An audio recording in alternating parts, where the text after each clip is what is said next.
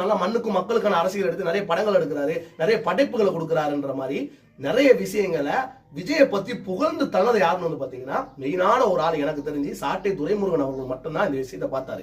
இப்போ வந்து பாத்தீங்க அப்படின்னா என்ன சொல்றாரு, இப்போ கரண்ட் சிச்சுவேஷன் விஜய் மாநாட்டுக்கு அப்புறம் இப்ப நான் பேச போறது என்ன நடக்குது வந்து பாத்தீங்கன்னா விஜய் மாநாடு முடிஞ்சிருச்சு.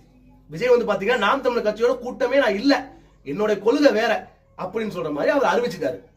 அது மட்டும் இல்லாம ஒரு விஷயத்தை மென்ஷன் பண்ணிட்டாரு. என்ன சொல்றாரு அப்படின்னா, நம்ம வந்து மத்தவங்கள மாதிரி கத்த போறது கிடையாது, கத்திக்கிட்டே இருக்க போறது கிடையாது, செயல்பாட்டில் இறங்க போறோம். நம்ம செயல்ல வந்து பாத்தீங்கன்னா எந்த ஒரு விஷயமாக செஞ்சு காட்ட போறோம்னு சொல்லி பாத்தீங்கன்னா டிவிகே, அதாவது தமிழக வெற்றி கழகத்தோட தலைவர் வந்து பாத்தீங்கன்னா விஜய் அவர்கள் இந்த விஷயத்தை அழகா சொல்லியிருந்தாரு. நான் வந்து மத்தவங்க மாதிரி கத்த மாட்டேன், என் செயல் நான் செஞ்சு காட்டிட்டு போயிருவேன் அப்படின்ற மாதிரி சொல்லியிருந்தாரு. இதான் என்னோட ஸ்டைல் அப்படின்னு சொல்லியிருந்தாரு. இதுக்கு வந்து பாத்தீங்க அப்படின்னா தெரிஞ்சு போச்சு. இப்ப நாம் தமிழர் கட்சி என்ன தெரிஞ்சு போச்சு, நாம் தமிழர் கட்சியோட விஜய் கூட்டணி இப்ப இல்ல பல ஜென்மமானாலும் சேர மாட்டாரு அப்படின்ற மாதிரி ஒரு விஷயம் தெரிஞ்சு போச்சு.